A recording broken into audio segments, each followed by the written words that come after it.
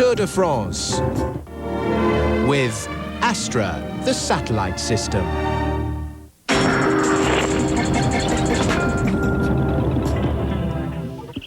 Hello and welcome to the highlights of stage 13 of this year's Tour de France, from Saint-Flour to Albi, a distance of 236.5 kilometres, the longest stage of the Tour. I'm Mike Smith, and the pictures you're seeing were taken right at the start of the stage in and around Saint-Flour. The Ville Départ, the start village set up each day by the organisers, where the officials go, where the guests go, and there's all sorts of goodies. You usually find David Duffield in and around that particular part of the Ville Départ in the mornings before he has to leave to get straight off to the stage finish to give us our on-the-spot commentaries, of course. But it's a lovely day, as you can see, in Saint-Flour, and in fact, the temperatures were expected to get up to a record high.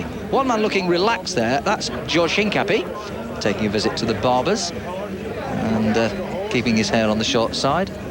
Won the US Championship last year, of course, and one of Lance Armstrong's right-hand men when it comes to keeping things under control.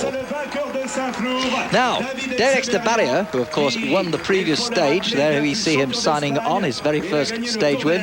Daniel Mangin, the speaker on the tour, introducing him to Bernard Hinault.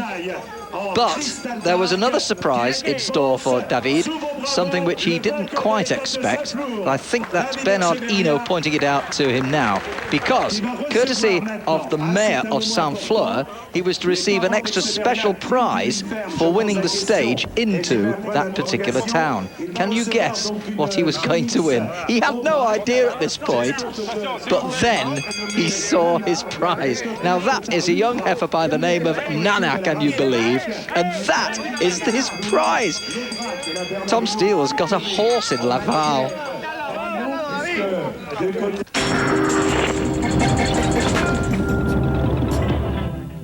Well, smiles for David Duffield, but not too many smiles for the Rabobank team. They've not won any major awards yet, and their best rider, Michael Boggett, 5th overall last year. He's now a fairly lowly 53rd, over 3/4 of an hour down. They lost Mark Wouters very early on, stage 2, you might recall. Leon van Bon has also gone. This is what Theo de Rooij, their team manager, had to say. There was a lot of pressure on him, of course, and there was a lot of pressure from the press and from the people around him. Whereas we in the team, we would already be very satisfied if he could achieve the same performance as last year. But yeah, his form wasn't very good at the start of the tour. We think that the spring season, the classics, has been too heavy for him. Well, maybe, and in fairness, it should be pointed out that, like several riders, he has been in the wars, Michael Boggett. So, what now for Rabobank? We tried to put the rider in the breakaway every day, these next 2 stages, like yesterday. We hope maybe a guy like Eric Dekker today, or maybe even Mark Lotz again, or who knows? Who knows? Well, could it be Martin Den Bakker? He is, after all, the new Dutch champion. We asked Martin how he was feeling after the first 2 weeks of this year's Tour de France. I'm a little bit sick, like Patrick Jonker, so it's difficult to do something. Normally, these are good stages for me, days like this, but I have, in my head it's full, and it's difficult when you're sick to do something, of course. So there's still some possibilities, of course, but it's a hard tour for us. A hard tour for the Rabobank team. Well, as he says, there's still another week to go yet, so you never know your luck before the tour is over. We'll keep our fingers crossed that the Rabobank can get their names on the victories list in some respect before the tour is over.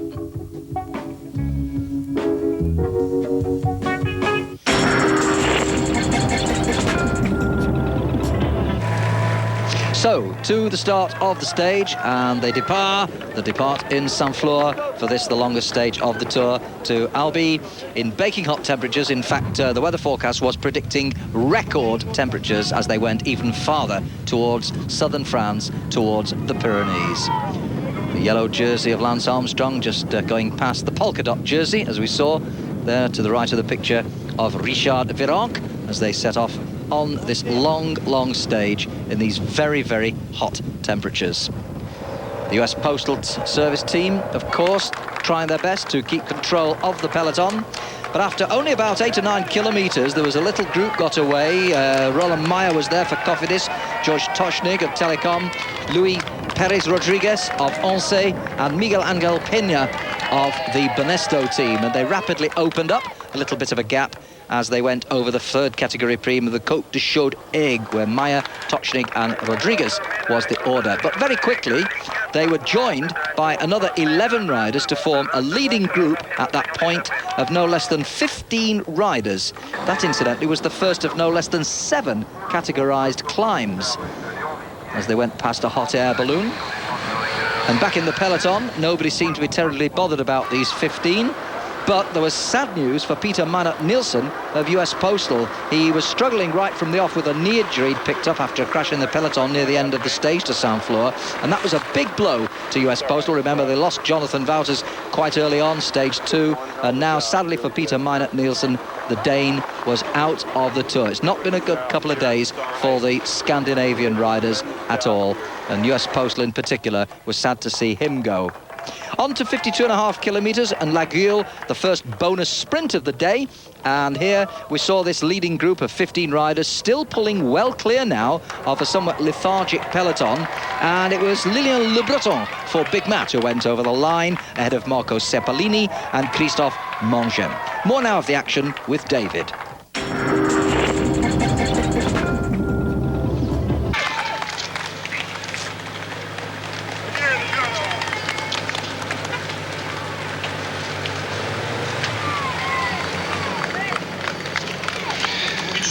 Looks a rather nice, quiet day to go riding your bicycles through this countryside, and the situation still that as they come up toward the Côte de Comblain, 19 minutes and 12 seconds is the lead for our breakaway group of some 15 riders, and the winner of today's stage, I'm sure, will come from that group. We have a competition every day as to who's going to win the stage, and yesterday the winner was Wolf Robo from Switzerland. Wolf Robo from Switzerland. The other day we had a lad from Liverpool win it, so it's going to spread right over Europe. Rolf Robo of Switzerland getting the success yesterday. So the US Postal team are still there without voters and Meinert Nielsen. Only 7 of them being able to look after, or 6 looking after the yellow jersey of Lance Armstrong. The last time check we had the gap going up to 19 minutes and 12 seconds as they start on the Côte de Comblain. And on this occasion, the little climb is not too difficult at all. But when they get to the top, they'll have 68 kilometres to go to the finish. And this is our breakaway group at the moment on the front, on the Côte de Comblain. And let me run down again this breakaway group. From the Cofidis team, you see him on the front at the moment, Mer and Farazim. The lad who's been going for the Kingdom Mounties competition in the pink and blue colours for the Lamprey team is Piccoli. From Cantina Tolla, in these sort of bluish colours with an oval, the yellowish colour oval, is Gointi from Cantina Tolla. The Telecom rider in the pink and white is Toshnig. The Mappe rider, Lamfranchi, has been, I think he's 1, 2, 3, 4. No, I can't see him at the front at the moment. He's got a sort of whitish jersey with coloured blobs all over the place. He's in there. Perez Rodriguez from the Once team is wearing black and yellow. Camesso from the Psycho team, Canada Psycho Canada. You see him down there in the green, white and red. He's the national champion of Italy, and he's in there. The other rider from the Lamprey team is Cepalini, that's in that little group. As they're now in Trizac, 80 kilometres from the finish. And on the Côte de Comblain. Other riders in this breakaway group from Vitalis Seguros is Cerezzo, and the Frontier de Jour rider is Menyon. Garcia Costa is also in there with Peña from Banesto, and then Le Breton is there for Big Matt, and Pascal Rodriguez for Kami. We're going to look out to see if our camera might pick up along here a couple of British spectators. In fact, there are more than spectators on the side of the road as they go towards this climb. So anybody in the police in the London area, listen to this.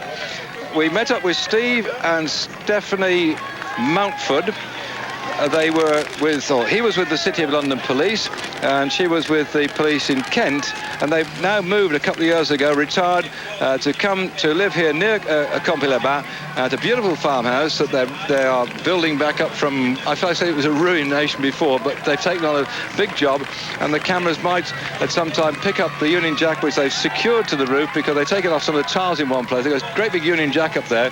She was leaping around with a pair of Union Jack shorts on, and there was hanging over the top of the route where the race was coming through a great big crane on which they had got a yellow jersey they got from somewhere, and they also got the Stars and Stripes hanging up there too as well. So that was along the way through from the police, or now retired from City of London Police Force, Steve and Stephanie Mountford. I don't think cameras will pick it up to get toward the top of this climb, but they were along the route, and give them a wave if you see them up there. And they got it. They obviously tackled a job which they've been living there for 2 years, and I think they must have been living under rather difficult conditions because their farmhouse looked like it was a bit of a wreck when they took it on. But we had a chance to look at it. But really, they've done a lot of work on it since then. So any of the friends back in London and Kent will know what I'm talking about. One or two Brits do retire from this part of the world, but you have to be very patient if you're going to grab an old farmhouse and work on it and build it up to make sure that you can have it very habitable indeed, because it's been well known that the local workmen take time to do the job,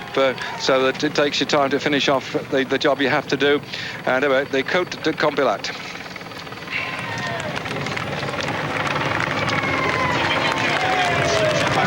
So the riders going over the top of this climb then, of the Côte de Campilat, third category climb, 68 kilometres to go at the end of this particular climb, and the main pack still way behind. Last time check we had was 19 minutes and 12 seconds. Right, I've been joined in the commentary point by Stephen Roche. Stephen, a bit of news that you know about and I know about, which we touched on yesterday. I've been reading in the newspapers today about this retirement or non-start yesterday of Basson, and it appears to me that he seems to have, according to what the reports I had read, he only had 3 hours sleep the night before he didn't start. The night before then he had 4 hours sleep because he was completely, his brain had gone from what he was trying to do, writing his article, what he was saying, and how the other riders were coming at him, and also that Mark Madio seemed to have also put the pressure on him, but he'd taken the team on one side and say, look, we want to talk about cycle racing, and we want to talk about the tactics, we don't want to have anybody talking about the inquiries that are going on into dopage and so on. And Basson has been probably on the extreme edge so far, out towards saying, I'm clean, I'm clean, I'm clean. He was upsetting everybody else, and now he's gone away. That man must have a terrible brain in terms of the pressure on him in the Tour de France, and you, having ridden this thing several times in the past, will know that. I mean, you wouldn't have been writing articles like he was, but in this race, Stephen, the only thing you can do is ride your bike. You can't be a journalist. You can't do it. I mean, the poor lad's brain was completely smashed, not physically, but surely mentally. The stress on this race is beyond what most people can know, eh? Well, to be honest with you, Dave, I did myself an article with the Parisien, or the paper called Aujourd'hui, the same paper that Basson was writing for this year. And basically all it is, they ring you up at night time in your room, and you dict your expressions on a day, and they actually write it down or print it the following day. But really what really kind of screwed in Basson, I think, was that he was not controlled. He was taking every interview that came along. He was doing interviews at 9:30 in the evening, and he hadn't even eaten because he did an interview before that again. And that was really getting to Madio, I think, because he was here to ride a bike race, his first Tour de France. He was also a very young rider, and he was concentrating on the journalists and giving journalists unendless time, which is nice. But at the same time, this bike race lasts 3 weeks, and if you can imagine losing 1 hour a day with journalists, that's 24 hours at the end of the Tour de France. 24 hours is a full day where he could actually be sleeping an hour and myself talking to journalists, whereas he was just not, he wasn't farming out, or he wasn't choosing or picking his journalists with whom he was giving interviews with. Anybody that rang him up, he gave an interview to, which is actually in one sense the fault with journalists as well. Journalists should have felt that he was very sensitive towards different things. He was on a mission, okay, but at the same time he was young, but journalists basically ran to him because they felt, well, this guy's going to give us a story, and he abused his honesty and the fact that he was open to people. So I think there's an accumulation of things there, but I think also that the way it was, that if I say it, that the guy decided he wants to be Mr. Clean. He decided to ride a Tour de France and show to everybody that he was Mr. Clean. and he knew by writing his articles he was going to be hurting people, hurting his colleagues. So obviously there's going to be a bit of a comeback on it. So they make a choice. What they want to do: write a Tour de France, do my articles, hurt my colleagues. Okay, I'm going to get a bit of stick, but okay, I can stick it. But obviously he hasn't been able to stick it. So I'm not saying it's wrong. It's okay, he does the articles great, but at the same time what I do say is that he cannot do all the interviews day in, day out, ride your first Tour de France at 23, 24 years of age and get away with it. You have to have a bit of kind of routine where you can do so many interviews a day, but by a certain time it's over. 7:30 you're having your dinner, 9:30 you're in bed. Well, that's the story behind Basson, who didn't start the race yesterday, watching Henk Vogels of the Crédit Agricole trying to cross a gap of 18 minutes, and it looks like a full-on chase on his part. Up on this stage 13 of the Tour de France, Saint-Fleur to Albi, the longest stage in the race, 237 kilometres in all, and they're running on down with just some 38 kilometres to go. The man on your screen at the moment, Garcia Costa, he broke away over the top of that climb, the final climb of the day of the Côte de la Besse. The previous climbs have been won as follows. The first climb up to 27 kilometres, the Côte de Chandre, Agui was Piccoli over in first spot, getting 10 points on the Kingman's competition.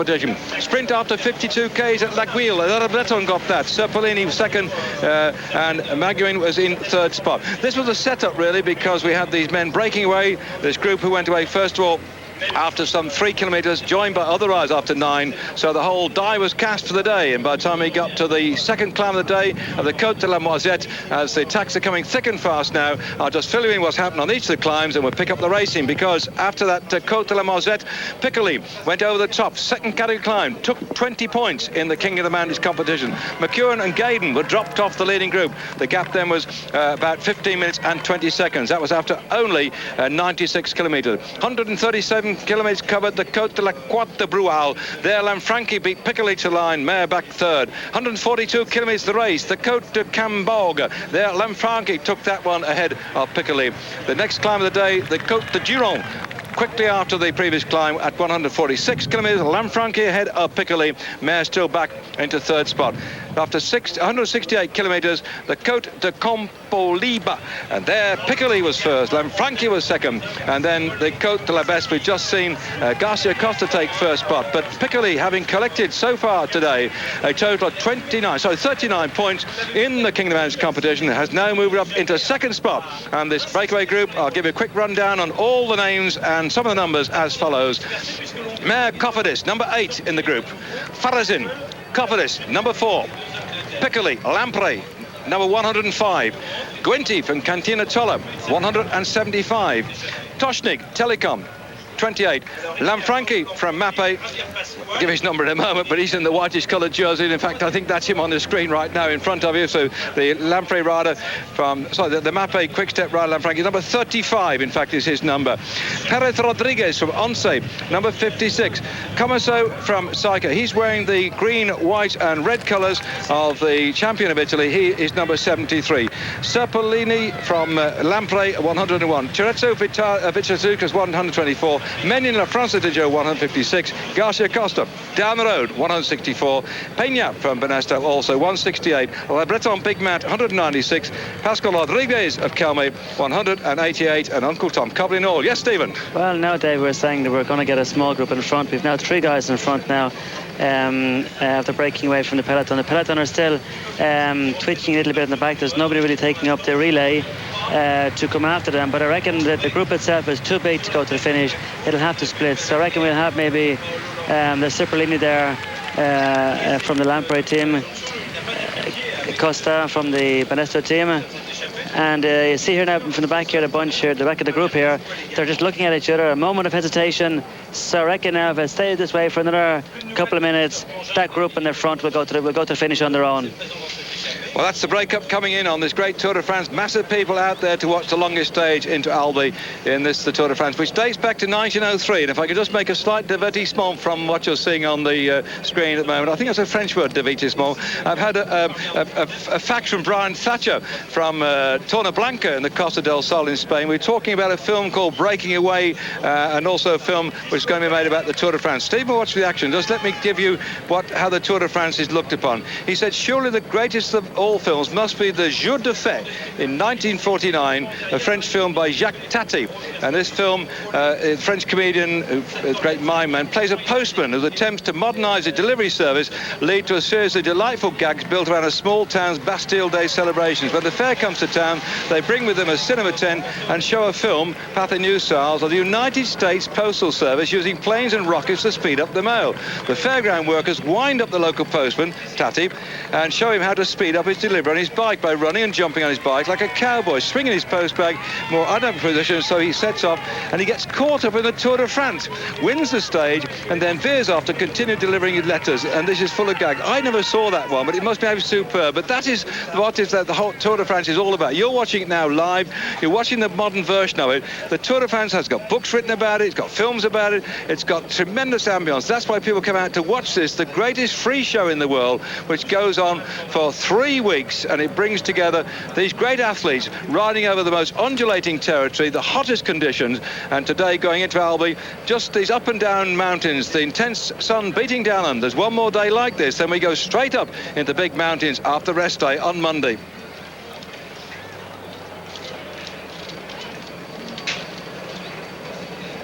It certainly has split at the moment, Stephen, and looking down there. And do you think that little group can stay away? They're going all over the place and the people getting tailed off. After they've been away since the first group went after 3.8 kilometres and another lot went after 9 kilometres. As we're going to cover day 237 kilometres, these riders have been out here for something like 200 and well, over 200 kilometres right now.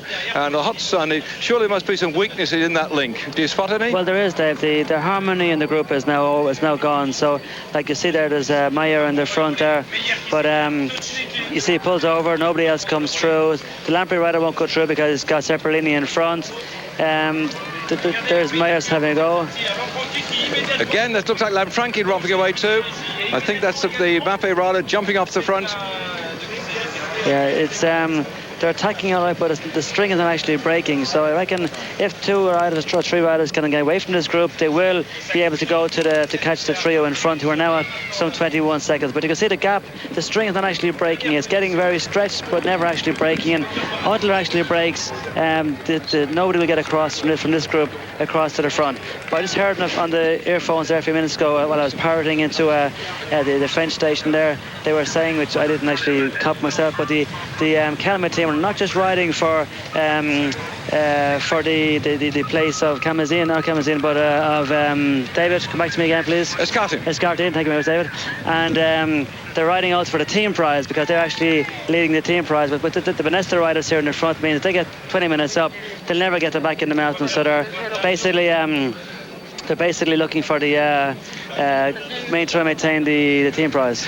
We saw then a great big banner put up about congratulations to the people who are covering the Tour de France. Over the world, we get enormous number of television companies coming here and covering this great sport of cycling. And in front of that banner, as I went through, there was an old-fashioned bicycle. And it actually got one of these mannequin models dressed up in rather old-fashioned style, sitting on top and waving at the crowd with his hands on up in front. It was a marvellous piece of work they put in. It reminded me also what we saw in Great Britain when the Tour de France went across through the tunnel and did 2 days in Great Britain, where all little villages are en fête, another English word, as they went through the towns, so everybody joined in the festivities. And the same thing happens here too as well, that the towns love it coming through. And you see on the side of the road the old man there with his beret on and his blue trousers, and he's there with his baguette and his little bottle of wine and his Gauloise cigarette, and there the grandfather is there, and alongside him will be his grandchildren watching the Tour de France go through. And you can bet your bottom dollar the grandfather was taken by his grandfather to watch the Tour de France go through. And this has built up all the years since 1903. And you see on the screen, I think they're touching 80 kilometres an hour now. That's 50 miles an hour. The gap is 30 seconds for these leading riders. In fact, it's gone up to 38 according to that. Well, the gap is coming down a bit, Dave, as well. But we've seen the very same scenario David seen yesterday. But the final 20-odd kilometres is twists and turns a little bit, but a lot of it is downhill. So I reckon if these 3 riders can maintain this gap for another couple of miles, as I said before, they will stay away. So this little group, 38 seconds, 17 minutes, 52 seconds back to the peloton. That's Garcia Costa in the blue and white shorts, who started all just going down the road. Camaso also trying to work his way through, and 29.3 kilometres to go towards the finish of the stage today. Serpellini trying to stay with them, and it's a rather funny run in towards the finish. I don't know if you did it actually, Stephen, but the signposts suddenly say like 19 kilometres to Albi, and yet we got a great big loop up a bit of a climb, and then it comes down a tremendously fast drop. So there's a long straight road at the top where this group will be able to see our breakaway group, but if they don't catch them, once we've gone over that loop and past the mines, then on that descent down in toward the finish, it could be in the favour of a small group. There we are, this little group of riders may just about be able to stay away, but there's some way to go, and the big bunch behind are very desperate to have a bit of success and win the stage today. Just 23 kilometres to go, and there are now only two in front, Comesso of Seco and Serpellini of Lampre. Lanfranchi has been dropped by these two, and we see them going through the second and final bonus sprint at Blaye-les-Mines. Meantime, the group with Lanfranchi in it is still losing ground to these two leaders. So, let's go back to the action to take us right to the finish with David and Stephen.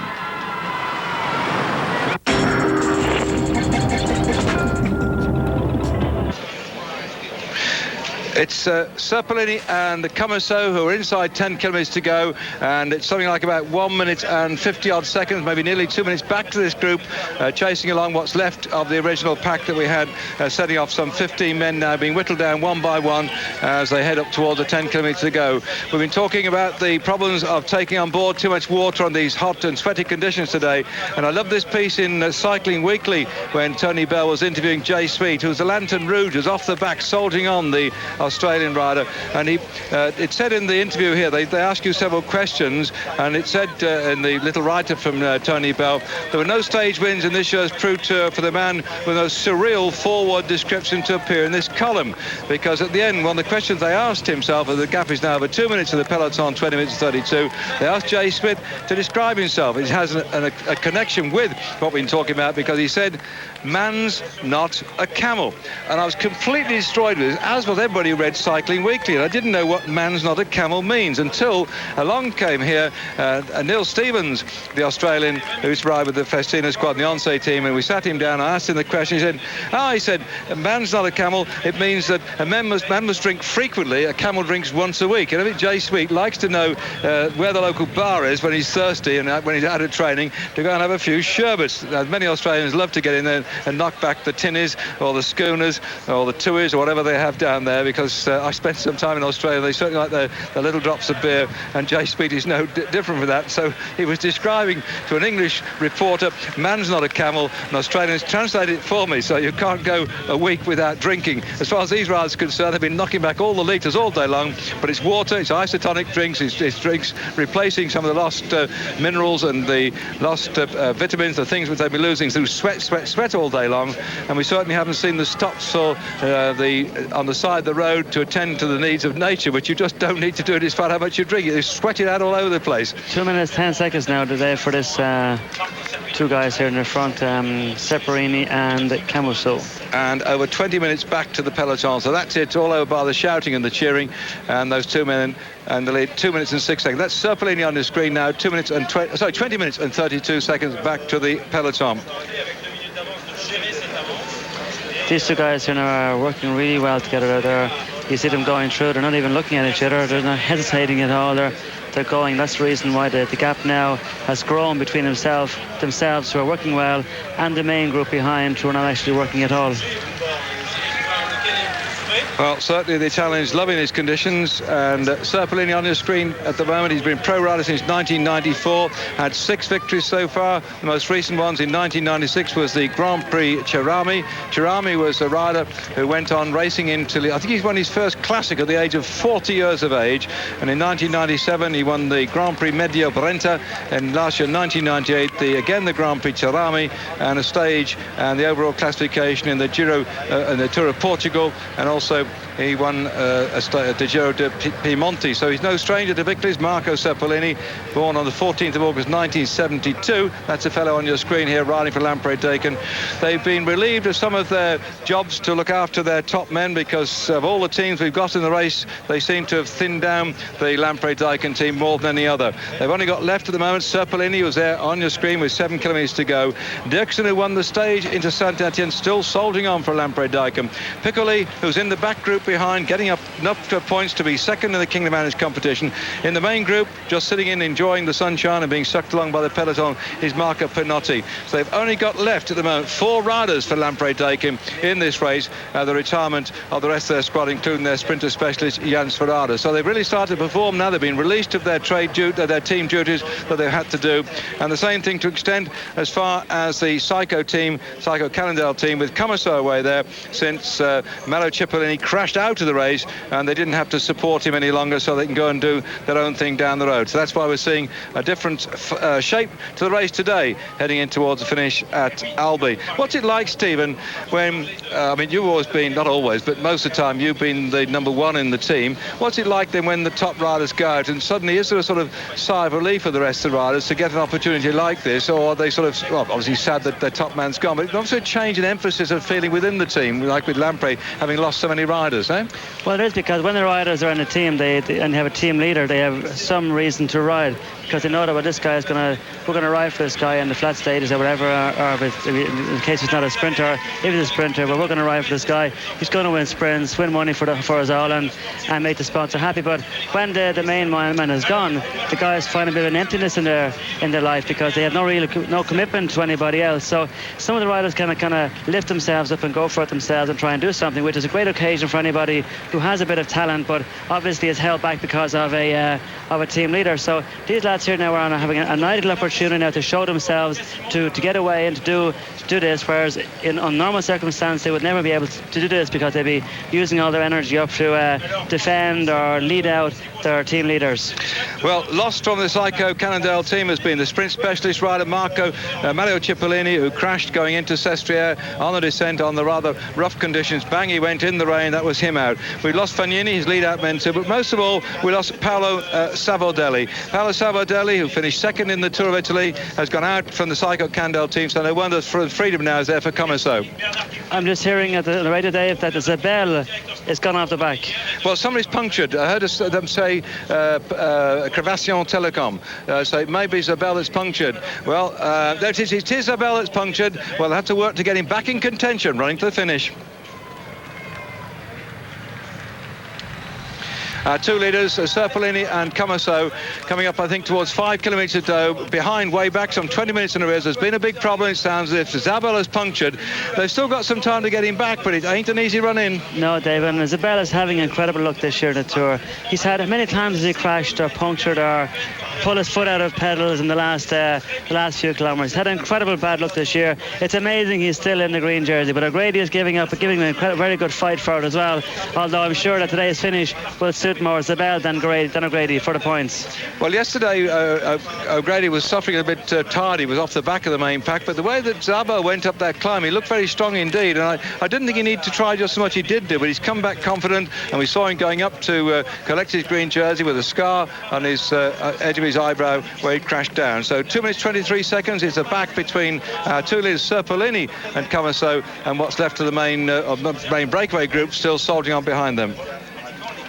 Well, if the group behind does come into the finish together, I was looking down at our group here, that it's just impossible for the lads to get on together.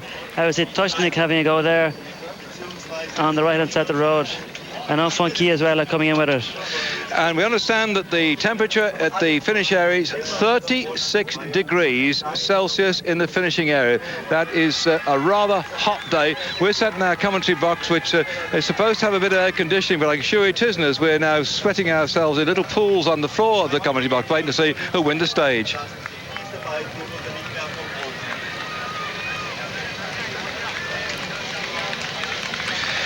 What a hot day. 3 kilometres to go, and the temperature 36 degrees Celsius on the finishing line, but actually on the road itself 49 degrees. So that's somebody's got a temperature. He's gone down and measured the thing. I know when I had parked the car and sat there, it was showing 42 degrees. That was some time ago. So it is a boiling hot day, on a day when we've had a breakaway group, including these two riders, going off down the road, which has been very humid as well. 27 degrees of humidity. Let me just remind you that in this breakaway group you're looking at now, they went away, Camasso, after 3.8 kilometres. He was in a group of, 2, 4, 6, 8 riders. Away he went, and then he was joined after 9 kilometres by another group of riders, including Serpolini. And so as we're coming in towards the finish of this stage, these two riders, having set off, let's say 10 kilometres from the finish, they would have done 227 kilometres in the lead. That's a tremendous distance. They've been out there, and they must surely be feeling very tired indeed, and the heat must be sapping their strength. But the chance of a stage victory in the Tour de France lies ahead of these two. For my money, Stephen, I would pick Camasso, I think, the champion of Italy, over Serpolini. I don't know whether you want to stick your neck out. Normally, Serpolini is a good sprinter, Dave, but when you see him attacking there a few minutes ago, he obviously is not so sure of himself. He wants to try and get rid of Camasso. But if Serpolini does win today, it'll be the 5th stage win for if Camasso wins today, it'll be the 5th stage win for the Psycho team, or if Serpolini wins, it'll be the 2nd stage win this Tour de France for the Lampre team. But Serpolini was also second in the stage in 1994 in the Tour, behind Jackie Durand.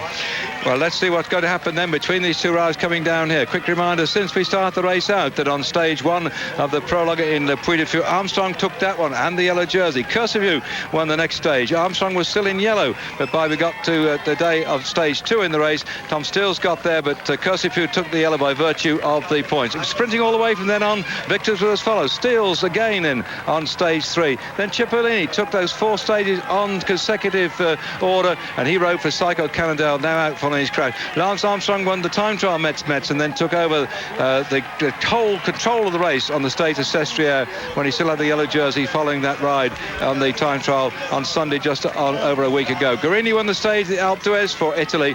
Dexon won the stage into Saint-Etienne for Belgium, and the Spanish rider Echeverria won the stage into Saint-Flour yesterday. Still in the yellow jersey, Lance Armstrong, since last Sunday, dominating this race. Cursivu had previously held the yellow jersey before him, has now retired from the race because he was a big sprinter, couldn't get over the mountains, and now we're seeing different state of play, and these two cannot afford to hang about much. There's 2 minutes gap between them and the main bunch, but I think they're old enough soldiers to know the thing to do is to steam off down the road and try and get the victory. And it's Serpolini who goes away, and Camasso comes after him.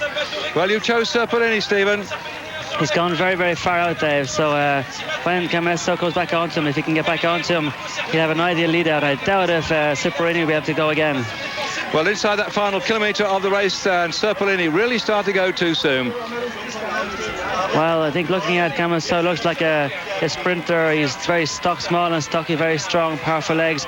He is the Italian champion. We saw the other day the Belgium champion, Dirksen, winning the other day. So it's nice to have a Belgium champion now, the Italian champion. We saw the French champion almost win the stage yesterday with Francois Simon finishing second.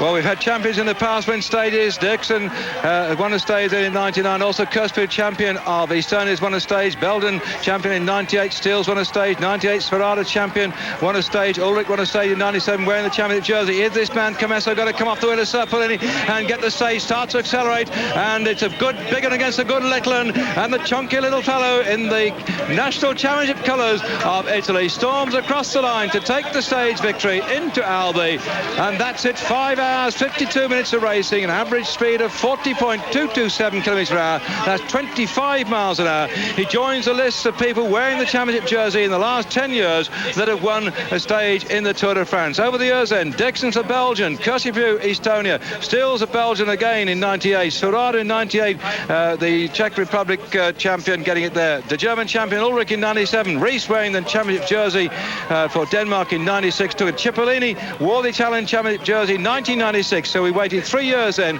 for the victory for an Italian wearing the Italian jersey in the Tour de France. Before that, Jackie Durand for France in 94, Armstrong wearing the American jersey 93, won a stage. stage. In 92, it was Indurain wearing a Spanish Championship jersey who won a stage. And back there, another Italian, Bugno, in 91 was wearing the Challenge Championship jersey when he stormed across to get a victory, as did Ludwig for the Championship of Germany in 1990. And Konishev, the Russian champion, also in 1990 got a stage victory. So those are the riders that have worn their national championship jersey in the last 10 years to a stage victory, being joined on this occasion by Camaso.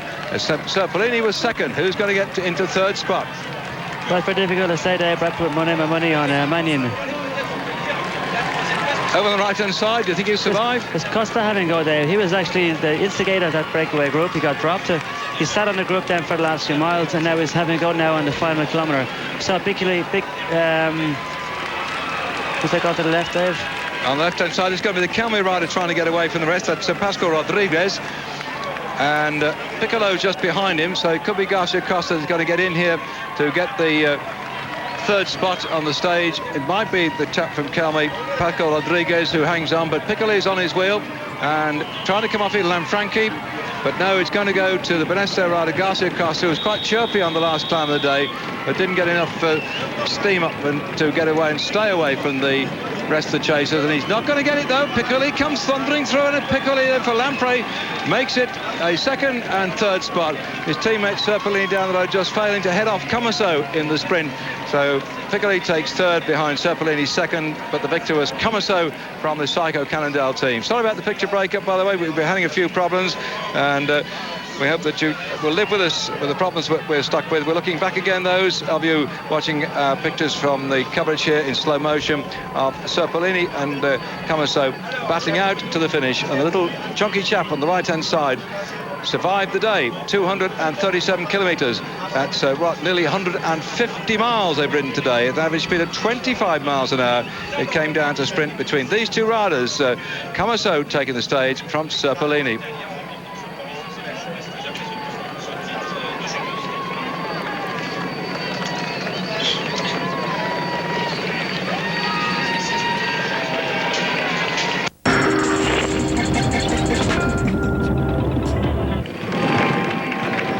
And here we see two of the original 15-man break coming across the line, Garcia Costa and Gunti. But they had already lost 5 minutes, and then no less than 22.5 minutes it was before the main field came through, and Eric Zabel just managed to beat Christophe Capel and Stuart O'Grady, his nearest rival, of course, in the points competition, to the line there, thus increasing his lead over Stuart O'Grady from 3 points at the start of the stage to 5 points at the finish. But what about Salvatore Camaso? It was his first stage win in the Tour de France, and afterwards he said, well, I'm a bit sorry for Serpellini, we both went for it, but I knew that I was going to be faster than him in the sprint. I know Marco well, and I'm sure that he will have other opportunities in the future. Nice of him to say that, isn't it? He was asked if he'd suffered at any point in the stage. He said, yeah, I did suffer over the first 80 kilometres because it wasn't an easy stage, all ups and downs, no real flats. We did start very quickly and created a large lead on the pack. Then at 30 kilometres to go, we began to attack. First 3 of us broke away with Serpellini, Acosta and myself, and at that point I began to feel strong enough to think about winning the stage, and that's the way it happened, and I'm absolutely delighted for myself and my team, the Psycho team. So a great win for Salvatore Camaso, of course, was working for Cipollini earlier on. Now he's got his own special little bit of glory.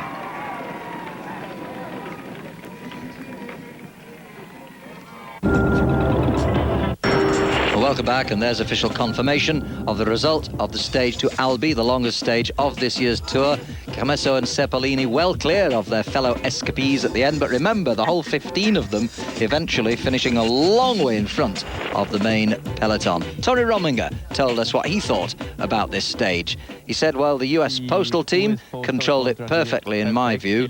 They let riders escape who are really not dangerous in the overall ranking. It's been very easy for them. Lance Armstrong created such a big gap on the overall, enabling them to do this. It's an ideal situation for everybody, and especially for US Postal Service. Well, indeed it is. But these two fellas and the rest of those, that escape group of 15 between them, gained quite considerably on a lot of the leaders. Back to Tony again, talking about the end sprint between Comesso and the stage winner himself. He said it was a great sprint, even if it was close to the limit of regularity. A kilometre before the end, you might have noticed he forced Serpellini to take the lead by using his brakes. Now, that's normally a little bit iffy, or what you shouldn't do normally, because if Serpellini had been just behind Comesso's wheel, well, then they might have both crashed. You're not supposed to see a guy in front braking like that. You don't expect it. But Serpellini used the situation perfectly at that time, then used his speed to mount an attack. And if that had happened 500 metres before the line instead at the kilometre point, then I think Serpellini would have won the stage. Well, that's all as may be. The fact is that the records show that Serpellini came second in the end to Comesso. Mind you, it was an Italian 1-2-3, was it not?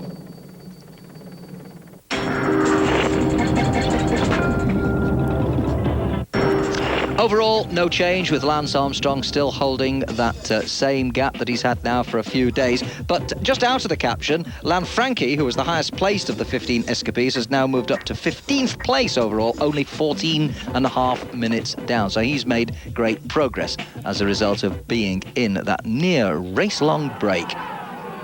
But there's the man himself, Lance Armstrong, the Texan, still in yellow, taking yet another yellow jersey as the race heads down towards the next big test for him after the rest day. That, of course, the days in the Pyrenees. Eric Zabel for Team Telecom, now extending his lead over Stuart O'Grady just a little by another 2 points on this particular stage.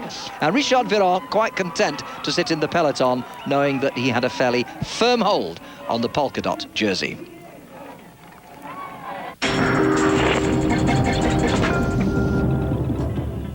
Now, before we have a look ahead to the 14th stage, this stage was run off in the highest temperatures of the race so far. The air temperature reached 32 degrees centigrade, and the road temperature was actually measured at an unbelievable 49 degrees centigrade. So, it caused riders a lot of problems, and dehydration was a constant danger. So, we spoke to the race doctor, Dr. Gérard Porte, Chief Medical Advisor on the Tour de France for a number of years now, and asked him about this. He said the main problem because of the heat is actually recovering for the next day. Riders' bodies work more when it's very warm during the stage. Then during the night, they've got a hard time recovering because of the heat. Their batteries in their bodies are getting weak, and riders get tired, and then sometimes they just have to retire. Here in these temperatures, we've seen signs of exhaustion. We've seen gastric problems, particularly because of the heat. And there are other problems as well in trying to get enough water bottles to the riders to keep them going. What exactly are the riders drinking during a stage, he was asked. Well, essentially just water. Water's really all they need. Sweet beverages are not recommended. They're hard to actually swallow and digest. They can drink them at the beginning of a stage, but when it gets warmer on the stage itself, normally I only recommend that they use water. Well, there you see Comesso. You might just see him, there you are. There you see him taking a bottle, and I bet most of these riders probably got through anything like 6, 7 or even 8 bottles of water during this particular stage. So, hot day for everyone. Now let's look ahead to stage 14.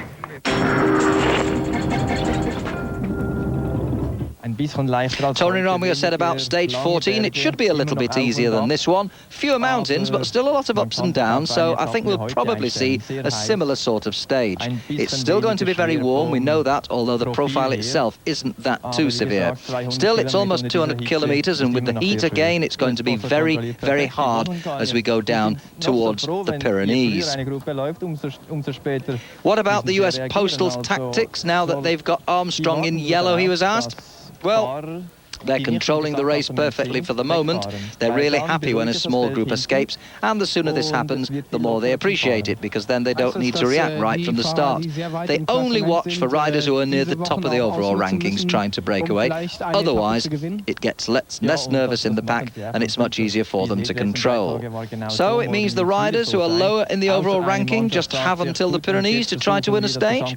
Yes, and that's what they'll do. It's been like this over the last 3 days, and it's going to be like that again on this next stage, I'm quite sure. Unless, of course, one team takes it in their mind to change the overall classification, although I don't really think that's going to happen.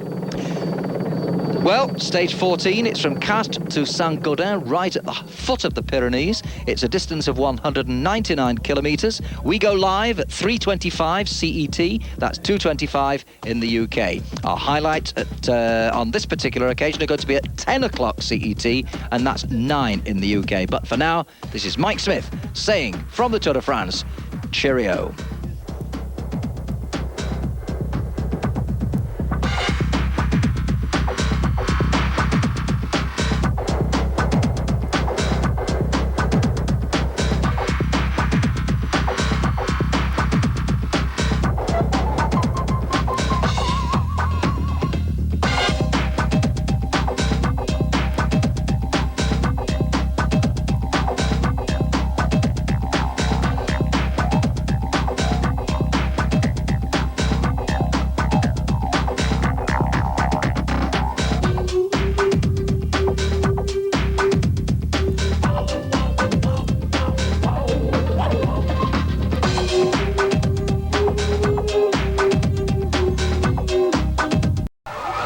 Well, hello and welcome once again to the Tour de France. These are the highlights of stage 14 of this year's Tour, Castres to Saint-Gaudens, at the foot of the Pyrenees, a distance of 199 kilometres. My name's Mike Smith, and for the next hour we're going to take you through the best of the action from this stage before the rest day, leading on in turn to the Pyrenees. It was a very pleasant morning in Castres as the riders and spectators assembled at the Viège Départ. It was warm, sunny, and it looked like it was going to be another hot day in the saddle for all the riders, including, of course, the yellow jersey, Lance Armstrong, preparing for his 8th day on the road in that yellow jersey in this year's Tour de France. The American looking confident and still with a good team around him to help him over the last week of the Tour.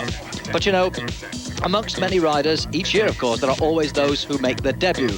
And we took the opportunity to have a little word with some of those who are riding their very first Tour in this particular Tour de France. And believe it or not, already 2 of them have won stages. Ludo Dixons and Salvatore Commesso have broken their duck in their very first Tour. There's Vinokurov signing autographs. That's all these riders seem to do at the start of stages, sign autographs and pose for photographs.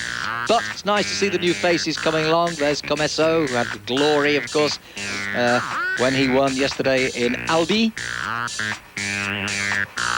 And that's young Van der Velde, Christian, who was, of course, at one time the leader in the under-25 competition. Ludo Dixons, all he had to say was that this is the biggest cycling event in the world. A man of not too many words, but his actions are pretty good. That's Francisco Mancebo, who's in the Spanish Banesto team, another debutant this year. He said, well, so far it's been a very, very fast Tour for us, especially us newcomers. All the riders here seem to be in their top form, but I feel as I'm maybe not quite as strong as some of them, but I'll manage it, okay? I'm sure that I'll get to the finish. Salvatore Commesso, that was a great victory for him in Albi on his debut in the Tour. The longest stage of this year's event. He said the race is proving to be hard. It's certainly hard for my legs. It's difficult, of course, because of the route we're going along this year. The sun, it's been hard for so many other reasons. But I too feel as if I'm getting there. Now, Kai Hundertmark of Telecom, he's been one of the lead-out men for, of course, Eric Zabel. He says, after all this leading out and working, I'm feeling a little bit tired. The first week really was very hard for us. We had to work a lot for the sprints for Eric because of the chances of winning. And now, of course, after the Alp stages, my legs, he said, my legs and my feet are really hurting a bit. And so too, apparently, Frédéric Bessie's feet, the casino rider, having a little bit of medical treatment on them. He was asked, does the press have any influence on you young riders? He said, well, yeah, when you're part of a break, particularly in the Tour de France, the impact through the press is much, much bigger than if you've escaped in the Giro or in the Vuelta. I can say that because I've been there. So yes, it certainly does influence the race. The Kazakhstani Alexander Vinokurov, we've seen quite a bit of him since he won the Dauphiné Libéré leading up to the Tour. Tomorrow's the rest day, he says, so I've got some time to recover. I need it. If I get through the mountains, that'll be great. I've lost a lot of time in the overall ranking, but my goal before we get to Paris is really to win a stage. And finally, on the youngsters, let's turn to Christian van der Velde, who, of course, is in the US Postal team, and for a week or so was the leading under-25 rider. The constant just driving all the time and never being able to ease back and sit in the back and just relax. It's always, go in the front. It's either I'm on the front or I'm off the back. There's like no in between. I don't even know who's in the field these days. But it's been a fun time, and I've enjoyed every bit of it. Racing your first Tour de France for US Postal and trying to maintain the yellow jersey, it's something asking more to your body, no? Yeah, it is, but I mean, I wouldn't trade it for anything in the world. I mean, it's unbelievable to be in the first Tour de France, have the yellow jersey, and getting closer and closer to Paris, and everything's going okay. Well, let's just be right about that. When he talks about having the yellow jersey, he's talking about the team, of course, not himself. But you never know. Maybe one day Christian van der Velde will see himself, not his teammate, in the yellow jersey. Anyway, the newcomers seem, on the whole, to be doing quite well.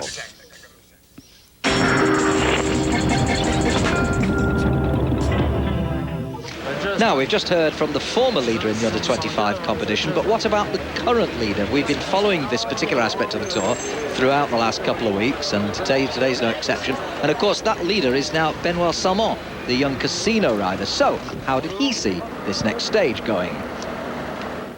Well, he said, I think it's probably going to be a similar sort of scenario as we saw yesterday. Yesterday it was very hard right from the start of the stage. It hurt a lot of riders because the day before that had been hard. Today it seems will be a little bit less difficult, but the sprinters teams will try to have a sprint finish if they can, because there are only 2 small climbs on the way. If it doesn't happen like this, then we'll probably see a break staying away again, as we've seen in the last 3 days. Benoît Salmon, now the leading under-25 rider, and of course there's a nice big prize for that at the end of the day when all the riders get to Paris, and he seems to be saying a lot more than I've got on my sheet in translation, but he got there in the end. So we'll continue to follow. We hope to be able to continue to follow whoever the leading young rider is all the way to Paris, whether it be Benoît Salmon or indeed anybody else.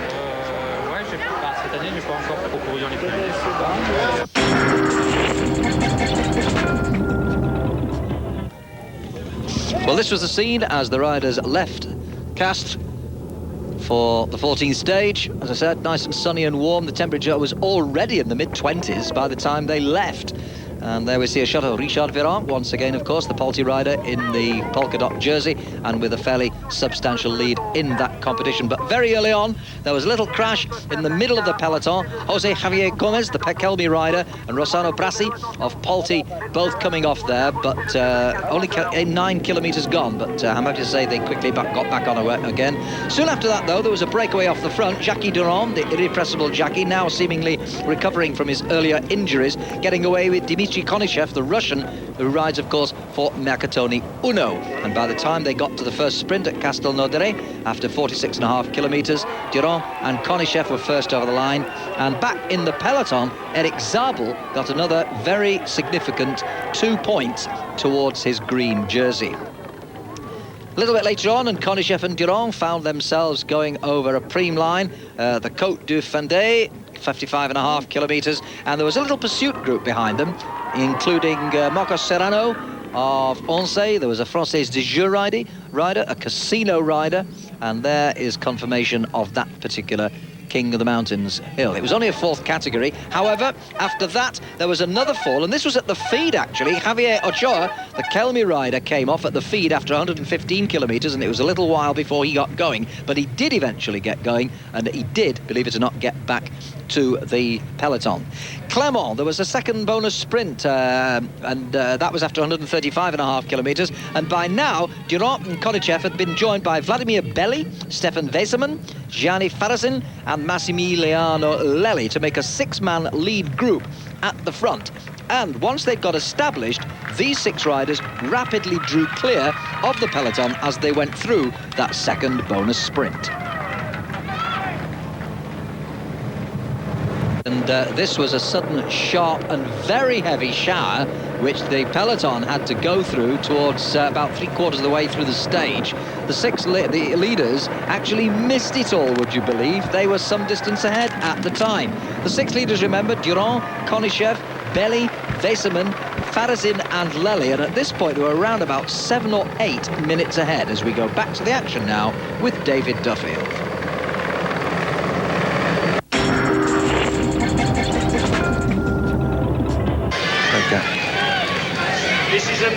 Well, back to the 6 leading riders inside the final 20 kilometres to go. We've been trying to decide who will win this race, and I've been trying to run down some of the background to the riders, their successes in the past. And sackcloth and ashes is time for me, your commentator David Duffield, because I was flicking through the Cofidis information to pick up the information about Massimiliano Lely, and I came across Farazin. Well, Farazin is in this break, but it's Farazin on your screen now, is the rider from the Mappe team. I got the wrong Farazin. My apologies to anybody listening tonight and all those cyclists who are staying in their hotels over the weekend. The teams I know often listen to the English version and they'll say, yeah, I got it wrong. Well, I'm sorry about that. I was flicking through here, having had 2 Farazins in the race, one with an S and one with the Z, and so unfortunately I picked the wrong one out because I was flicking through the Cofidis information to pick up the information about Massimiliano Lely. So let me tell you about Lely, and if he comes through, he's in the Cofidis rider Lely. He comes, as you might imagine, from Italy, born the 2nd December 1967. So that makes him some 32 years of age coming up here. And he's won things like the stage in Tiro Adriatico, a stage in the Tour of Tuscany. He's also won overall the Tour of Tuscany as well. He's won a couple of stages in the Tour of Italy, that was in 1991, and finished 4th overall in the Tour of Italy in 1993. Won the Tour of Portugal in 1996, and 97 the winner of the Grand Prix of Philadelphia, and he had the 3rd place in the stage in the Tour de France last year. Not this man, that's Conor Shebb, but the fellow in the red and white at the back there, Lely. That's got that right. And let's now get Mr. Farazin right, who we saw briefly on our screen riding for the Mappe Quick-Step team. He's had 11 victories so far coming up to this season, and he's now riding Mappa Brickaby team. His last major victory was in 1996 when he also won a stage in the Giro del Trentino.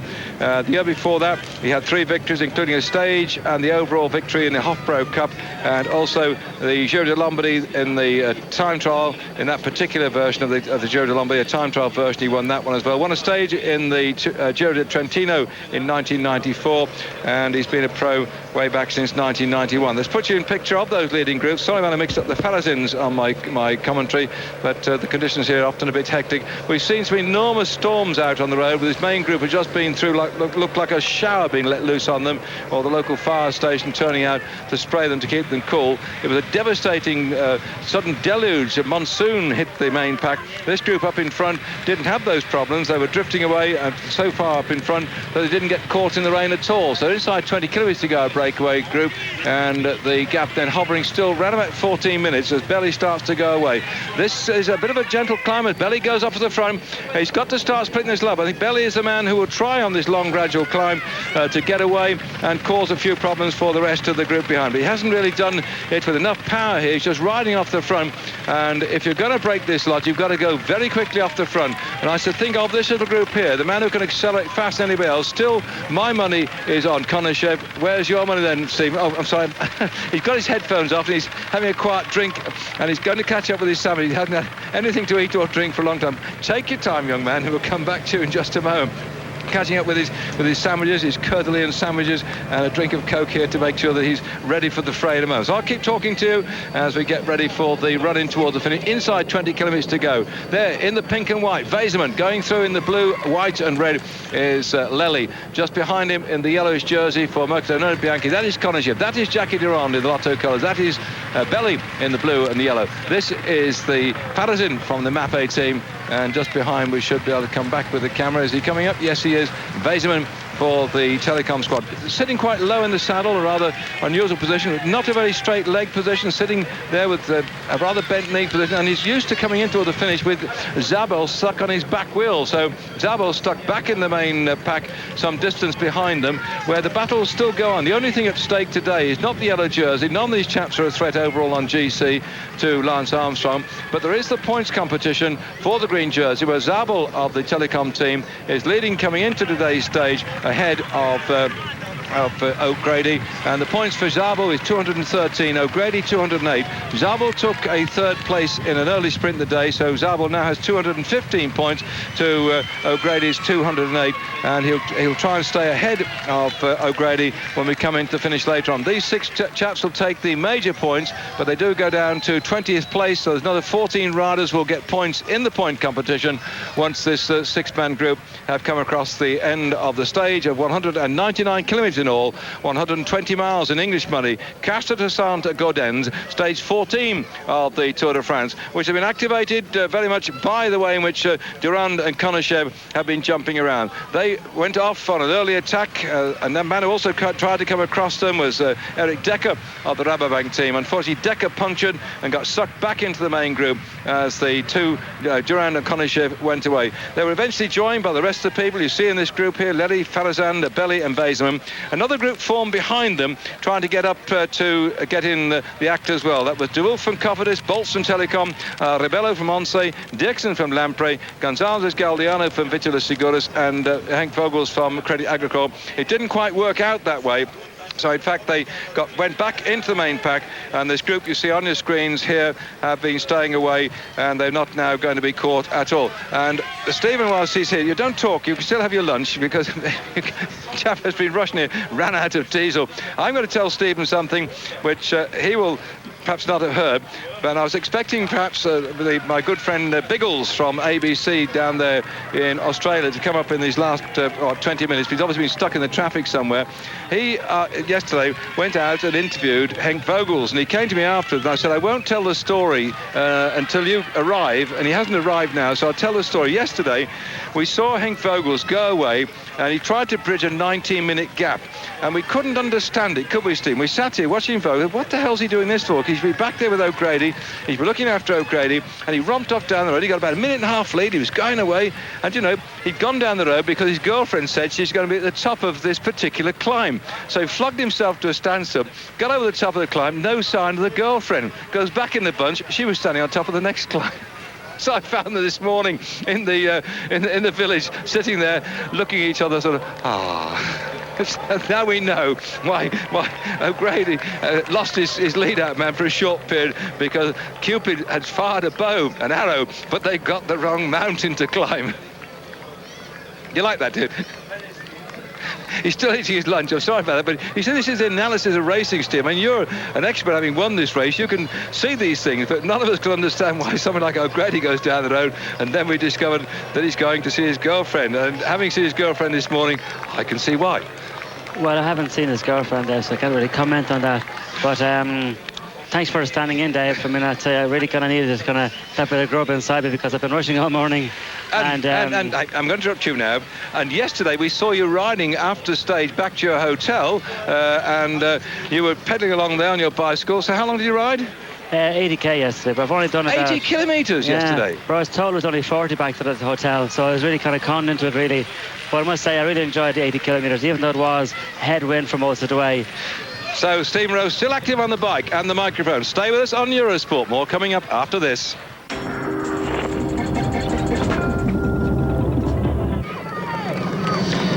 Well, we're going to go straight back to the action. Actually, we've simply moved on a pace now. We're only about 11 kilometres out from the finish, and the break has now extended its lead to upwards of 11 minutes. So it was obvious they were going to stay away. It was merely a question of which of these 6 would add his name to the roll of honour of stage winners in this year's Tour de France, as we once again go back to David Duffield and Stephen Roche.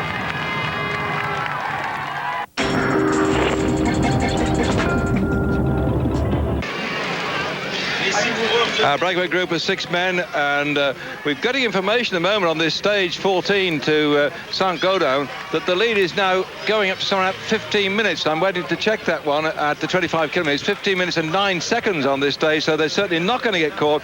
You choose which one you'd like to see. I know the French viewers would be right behind Jackie Durand there, because he is a battling competitor. Won things like the Paris Tour, won things like the Tour of Flanders, being twice champion of France.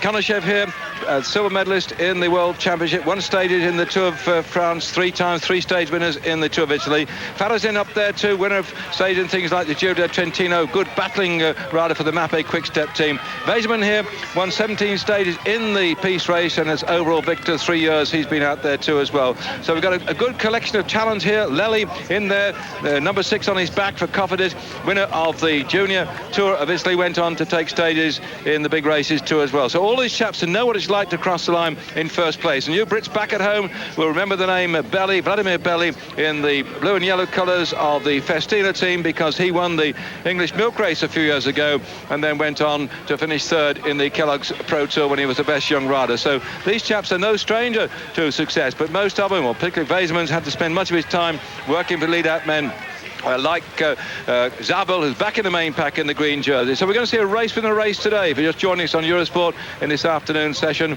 on the Sunday, good afternoon. I'm David Duffield. Alongside me, Stephen Roche, winner of the Tour of Italy, Tour de France and the World Championship, and he knows what it's like to be out there battling for a stage, but not perhaps normally under breakaway conditions like this. They've been allowed the 15 minutes leeway because they're no threat overall to the yellow jersey of Lance Armstrong from the US Postal Team. And you can see in the background there the clouds hanging over the top of the mountains when this little group have a lead now of something like 15 minutes coming through with 10 kilometres to go to the finish of the stage.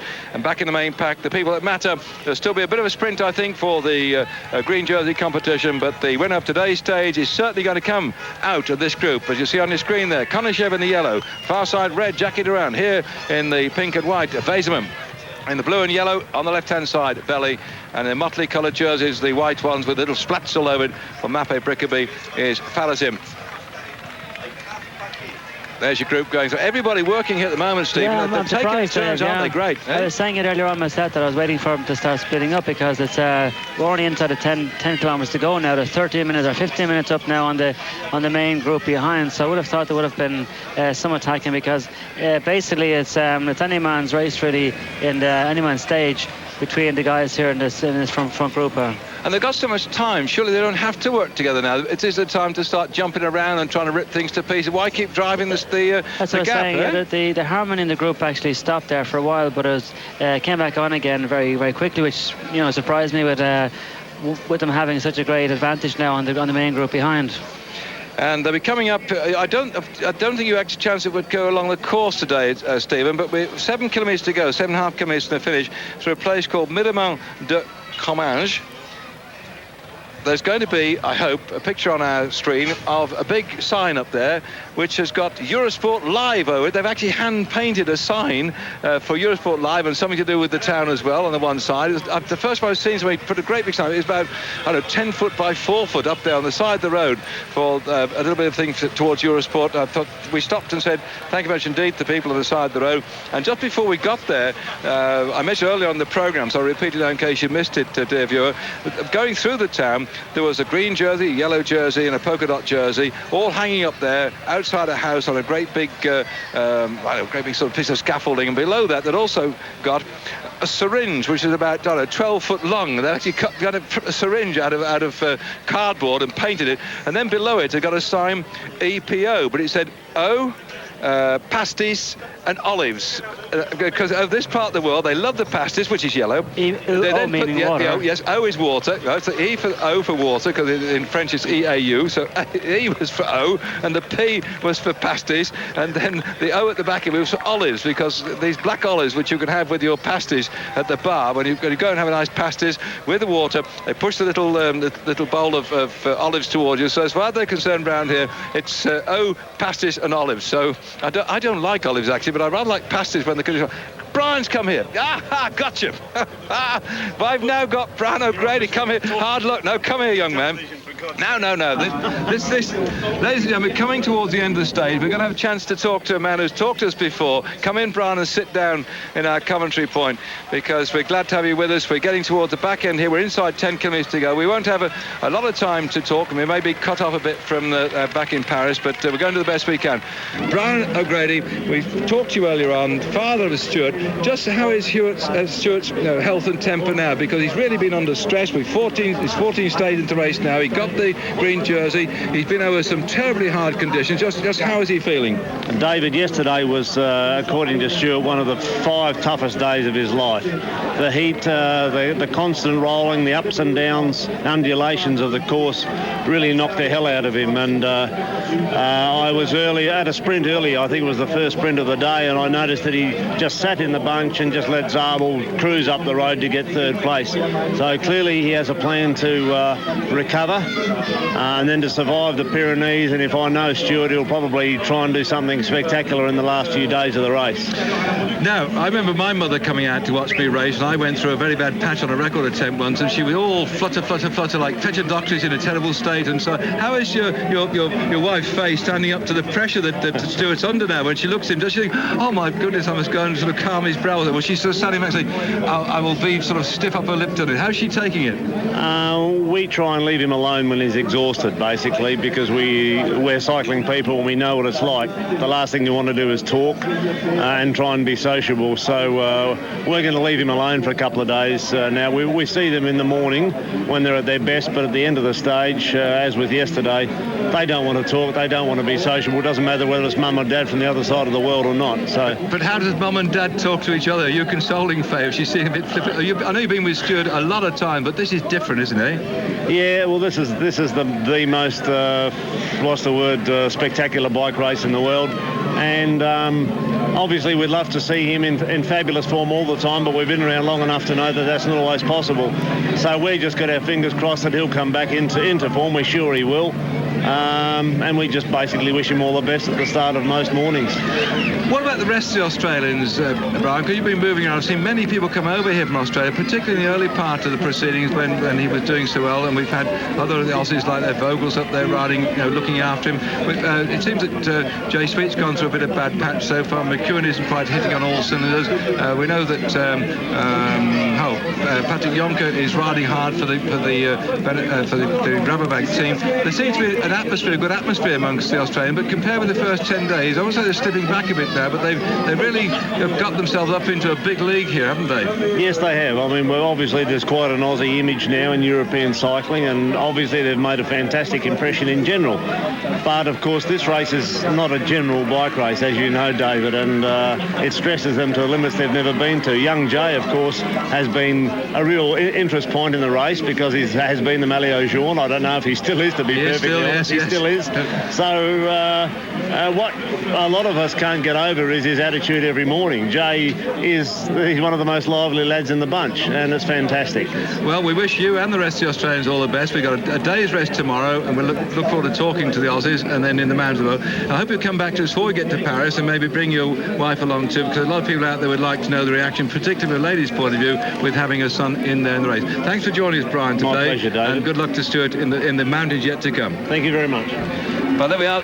Stuart O'Grady's father, Brian, coming to join us in the commentary box, and nice to get that point of view from somebody who's come from the other side of the world. They followed him to Atlanta, to the World Championships. They followed him all over the place, and they've now seen their son in the green jersey. Now he's lost it, and who's going to get the stage pick today? Well, this is where, on the left-hand side, there's the Eurosport sign coming. Eurosport sign on the left-hand side of your screen is gone. Hey, Eurosport, we got a sign there. It was painted on the wall, and that was terrific. Hey, we had our own sign.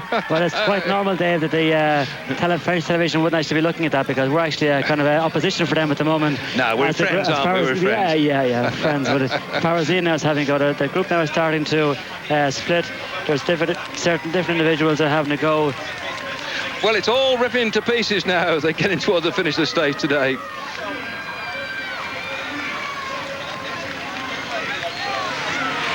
Of stage 14, Saint-Gaudens, after a distance of 199 kilometres. And just to recap, 5 kilometres to go, roughly. The lead for the 6, around about 13 minutes. Messrs. Durand, Konichev, Belly, Veseman, Farazin and Lely, the 6 riders out in front. All that remained now was to see who would win the stage. We'll find out now with David and Stephen.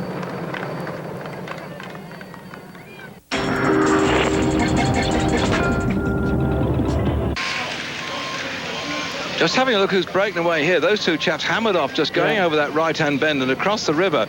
And they managed to split this thing up, and they've got to the lead over the rest of the pack, something over 15 minutes, and they're coming in toward the back end of the race. They go up through the town of Saint-Gaudens and then through there and down the other side onto the old motor racing track, the natural grandstand for some of the people who are up there to watch them come through. And it looks like Konyshev and Farazin. Yeah, we now have come down with our cameras, Konyshev and Farazin.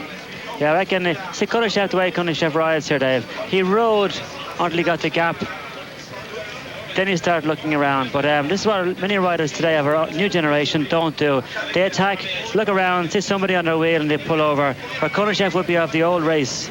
So you see him there, he attacked, and he didn't even ask Farazin to come through. Now they're starting to work all right together, but initially didn't ask Farazin to come through. Well, that was inside, 6 kilometres ago. They attacked the other people who've been away in this group, and so that's now Konyshev and Farazin down the road. Leaving behind them, the trailing riders are Lely and Durand, Weizmann and Belly, and the gap is opening up then as we pick up again that breakaway group of 6 riders, 2 away, 4 chasing. The lead of well over 15 minutes back to the main pack, so we can choose our winners from this little group. And I have got Konyshev on my list as a likely winner today once we saw that group form. But they've got a bit of a drag up to Saint-Gaudens. It's not flat by any means. And this chap Belly at the back, he's probably a better climber than the rest of them. And I'm just wondering if he try and go across him. Jackie Durand has been suffering with a bad knee, and so he hasn't been up to his usual form. But this little group formed quite early on, as now an attack's coming off then. Lely goes away. Yeah, I think it's probably lasted a bit late to get across, Dave. Although it will happen now in the final kilometre and a half or so. Farazin and Konyshev will start looking at each other, and that could help actually Lely to get back on again.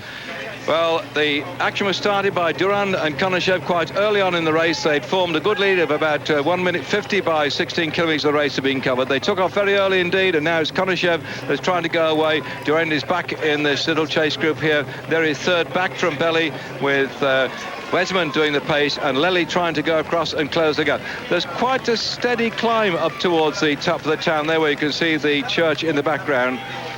Well, Dave, today is not going to be a French victory either. We've been waiting for a French victory for the last 2 weeks. We haven't had one. We thought maybe Jackie Durand might be the man today to give France its first victory in the Tour in 1999, but unfortunately it's off on the bad foot. And still Konyshev on the front. He's looking back now. I think they've got sufficient gap for him to think that he can roll on here. But just watching now what he does with Farazin. Farazin quite happy to sit in the wheels. He's done next to nothing to come through. But Konyshev, I'm sure of these two, is probably sharply better sprinter. He say, "Come on, it's your turn. Have a go."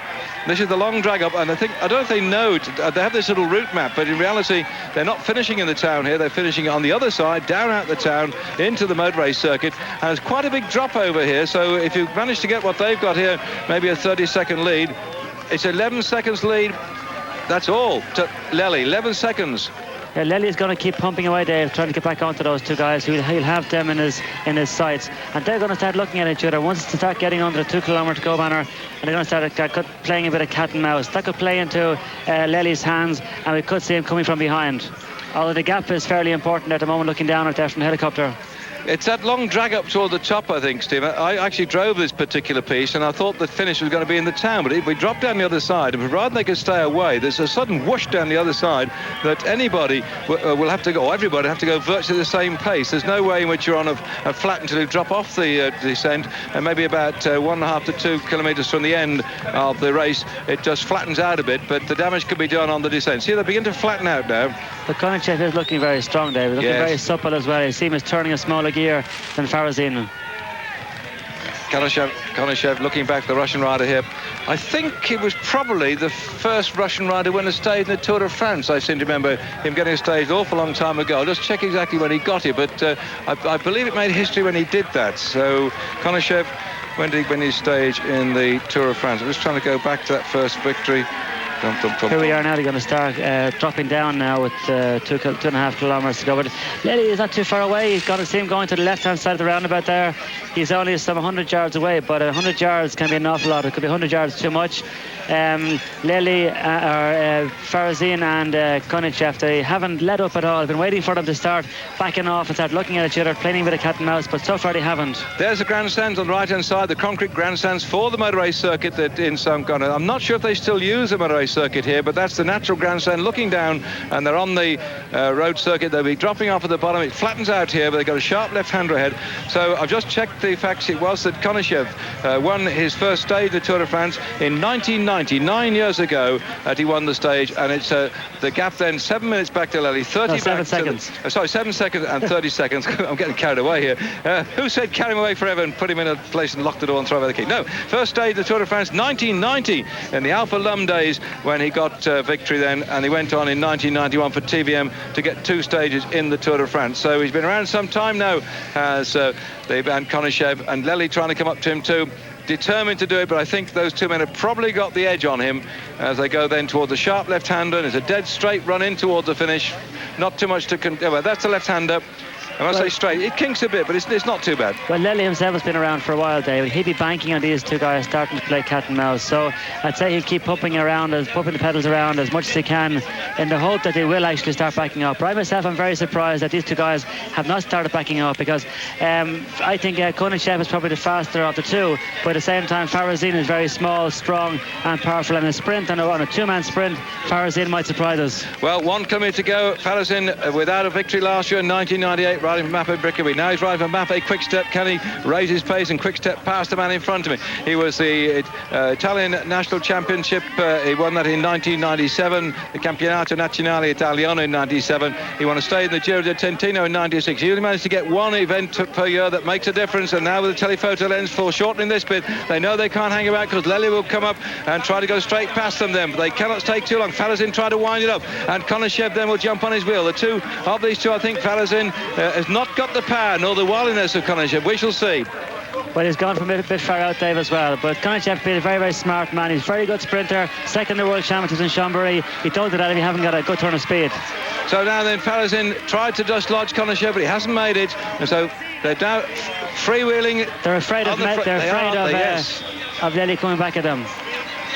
And Lely is giving it everything he's got, so those two in front cannot in any way ease back, which is not going to be good news then for Farazin, because Konashev's come off his wheel. As Konashev comes away, can he get a bit of a draft away from Farazin? Can Farazin be sucked in? But no, he can't do it. Konashev rolls across the line in first spot. Another victory for the Russian, riding for Mercaton Unna Bianchi. In second spot, Farazin for Mappe Brickaby, and for the Covadis team, Lely comes into third spot, and a long way back, must be over 30-40 seconds. The chaps who are in that breakaway group are coming through here with Belly for Festina on the front.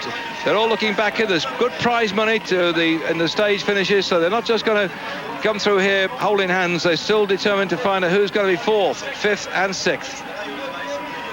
Here we are now, cat and mouse again. Would it be nice if Jackie Duron got the 4th place? And it's quite possible now that he will, after having a problem with his knee earlier on. Weisman surely has the punch. His shoulder out of place, but he's coming out. Yeah, that's the lead-out man for Zabel. Yeah.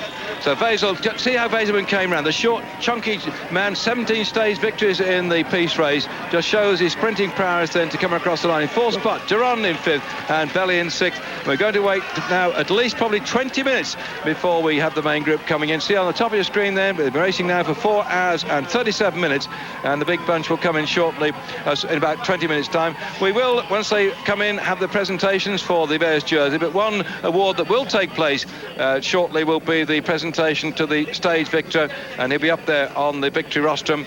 Long before this lot have come in, they'll have sponged him down, given him his award, and sent him back out to be interviewed by the press, and in particular by the Russian press, who'll be very pleased to see his performance here at the finish at Saint-Gaudens. What a long time it's been then for Konashev. Victory first time in the Tour de France way back in 1990, and 9 years later he's got a stage to go with the other two that he won in 1991.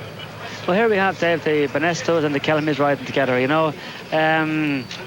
I just don't understand sometimes, Dave, when you see these boys riding along, and Armstrong and the US Postal team getting a nice cushy ride now on the back. Okay, they've ridden hard all day, not going to take it away from them, but at the same time, to see the Banesto riders riding with the commitment which they're riding there at the moment, and the Kelmy riders, for the last 3 days they've been riding apparently for the team classification, and and yet every day they miss out on the vital breaks. So I mean, say you miss it one day, okay, miss it a second day, okay, it's bad, but I mean, say we can get over it. But here we are now, third day in a row, they've missed the good breaks. So I think if I was their Dutch sportif, I'd be knocking on their knuckles now tonight. Well, we did have a chance to ask Alvaro what was going on. He told us they were riding for the team classification. You have to be quite right, Steve. They seem to have missed out when it matters most. But the whole thing could change when we get into the mountains, because the Kelme team probably, I won't say slightly better climbers than the overall Benesto or the Once team, but they've got a good group of riders there. Here we see the chap at the back here who crashed in the feed zone and spent all the rest of the day hanging on, sitting at the back. Just in front of him too, Den Bakker from the Rabobank team. They're still promising to go to win a stage later on, so I think there may be a fair chance we'll see the orange and white jerseys coming through to try and get something. They did try today to get Dekker up to that breakaway group. Unfortunately for Dekker, he punctured just at the wrong time. Rabobank this year, I think they've either got to go and get a whole load of rabbit's foots and put them in the backs of the pockets of the riders, or find some way to get the bad luck to go away, because they seem to have more than their fair share of bad luck, the Rabobank team, and in particular Michael Bogart, who's still got soldiering on with a great big hole in his side of his leg, just above his knee, where he had that piece chopped out when we had the crash just on to day 2 of the race. So not so good as far as Rabobank are concerned, and the crashes have had its effect on the overall situation. But nevertheless, the riders on the front here from Rabobank, from the other bank, the Benesto bank, and the lads from Kelme seem to be quite right, Stephen. We haven't seen the Once come through at all the way through today's programme. But when they've gone back there, it's been Benesto and Kelme, and not a sign of the black and yellow jerseys driving at all. So, yeah. I mean, why ride this slowly if the Once aren't going to be blasted out the back? Well, the guy riding for the team classification, Dave, apparently, so they say. But like, I don't understand myself that they, like, there's 3 days in a row, I said earlier on, again repeating myself, but 3 days in a row they've missed out, and 3 days in a row they've been, the excuses were riding for the team classification. What is the Dutch sportif doing at night time? Must be getting to the riders, having his team meetings and saying to them, listen, okay, we're riding for the team classification. That means any group goes to the road, we must match 1-to-1 whoever's in there. If we have one of Benesto in there, it must be in there. If you have one of Rabobank, it must be in there. We must match 1-to-1. Well, they're not up there at all, the Once team. There's still a Rabobank, Benesto bank, because there's Benesto, Rabobank, got so many banks in there. And the Once team is sponsored by Deutsche Bank. I suppose they've got plenty of money to do this with the cycle sport. But really, still, it's the lads then on the front from Benesto, followed by the Kelme Costa Blanca team. No sign of the Once Deutsche Bank team, as we have got this group at least 20 minutes down.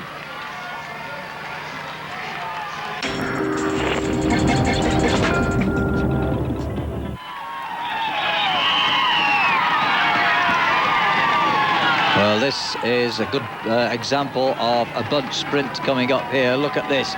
Zabel really putting one over the rest here on the line, just beating O'Grady and Robbie McEwen to the line at the end of another long day in the saddle for all these riders. And that was a good effort from all of them. But Lance Armstrong has reacted angrily to articles in the press suggesting the tour's still not clear of the drugs problem. And I'm sure that that there's been some looking and prying and digging. I know there has been, but it's been a week and nothing's been found. You're not going to find anything. If it's L'Equipe, if it's Channel 4, if it's a Spanish paper, Dutch paper, Belgian paper, there's nothing to find. And I think once everybody gets done doing their due diligence, and once everybody realizes that they need to be professionals and they can't print a bunch of crap, then they'll realize that that they're dealing with a clean guy. I mean, it's unfortunate that the yellow jersey of the Tour de France always has to defend drugs, or or say something about drugs. But c'est la vie. C'est la vie it may be, and I think he realises that for a little while longer yet, he and others are going to have to put up with that kind of reporting.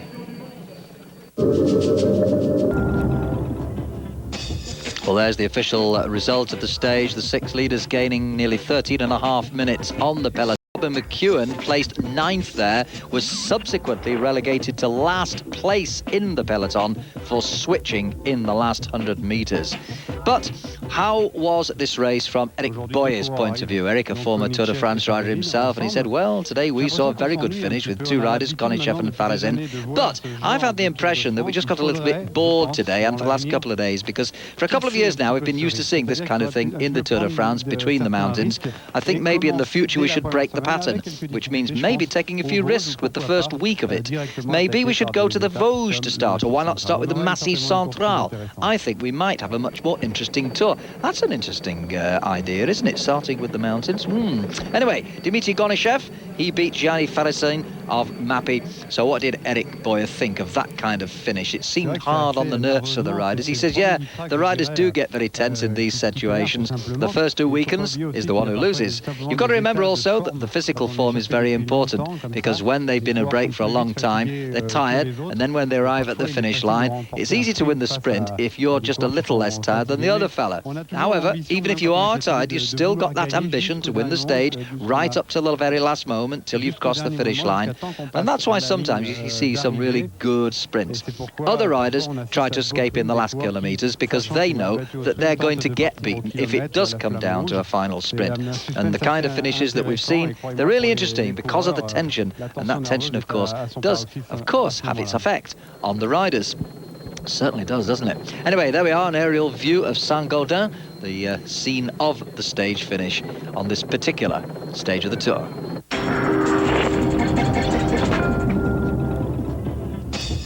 So once again, no real change in the overall standings. Lance Armstrong still holding that 7 3/4 minute lead on both Olano and Zuller. More on the rest as they head to the rest day prior to two very big days in the Pyrenees. Lance Armstrong now in a very strong position, but has he still got that inner strength to take him through the Pyrenees? Only time will tell. There he is, receiving yet another yellow jersey on the podium as the man who has been most talked about more than anyone else in this Tour de France so far. They've also been talking about this fella, though. They've not forgotten him, Eric Zabel of Team Telecom, once again in the green jersey, and he did extend his lead over his nearest challenger, Stuart O'Grady, a little more on this particular stage, whilst, of course, Richard Virenque held on well to the King of the Mountains lead.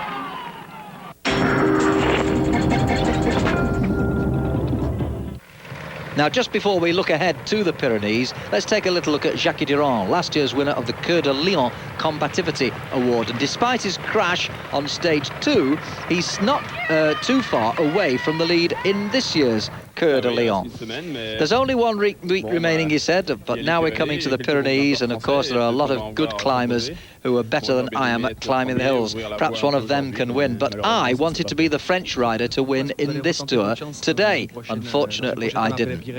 Do you plan to try again after the Pyrenees? Well, generally, Jacques Durand never gives up, especially if he's just missed a victory. Anyway, we're about to spend 2 difficult days in the Pyrenees. I'll just be trying to finish inside the time limit on those 2 stages, but then, if my legs are still okay, I'll try to attack again. He's ever the confident one, isn't he? And it's nice to see him, but it is a disappointment to the French that no Frenchman has won a stage so far this year. Roger Leger, the French manager of the Crédit Agricole team, said, yeah, I don't know if it's something we should be worrying about too much, but yes, no French rider has won yet. Since the start, the French teams have struggled. In my opinion, I'd like to see one of my riders winning a stage, even if he's not French. I've no problem with that. Of course, we've been close.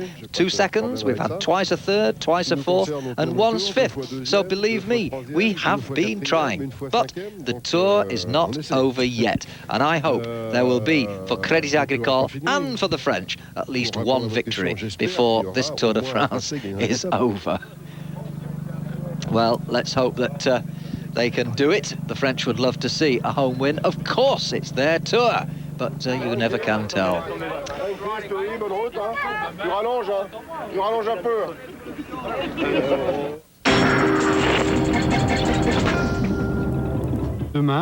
Back to Eric Boyer now, looking ahead to the next stage, the first in the Pyrenees after the rest day. He says, yes, tomorrow, the rest day, they're going to get to the hotel tonight. They'll have a real night, really a long sleep that everybody needs.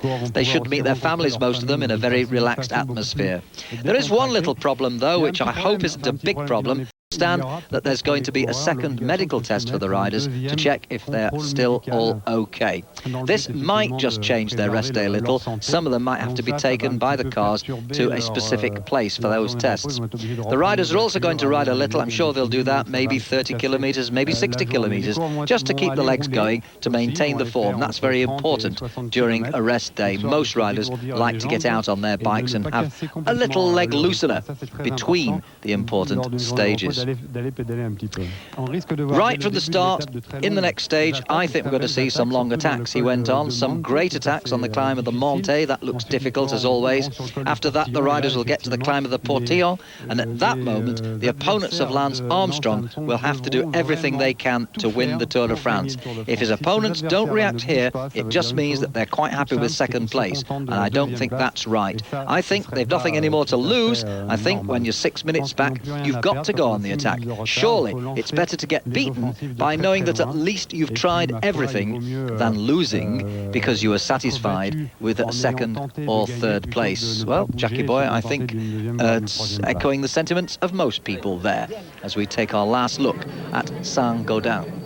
Well, don't forget, Monday's rest day in Saint-Gaudens. Highlights of the week can be seen here on Eurosport at 3 o'clock CET. That's 2 in the UK. And then on to Tuesday's stage 15, Saint-Gaudens to Pierre-en-Galie, 173 kilometres in the Pyrenees. You can see the whole stage live starting at 10:45 CET. That's 9:45 in the UK. Highlights 10 CET. That's 9 in the UK. But till then, this is Mike Smith saying cheerio.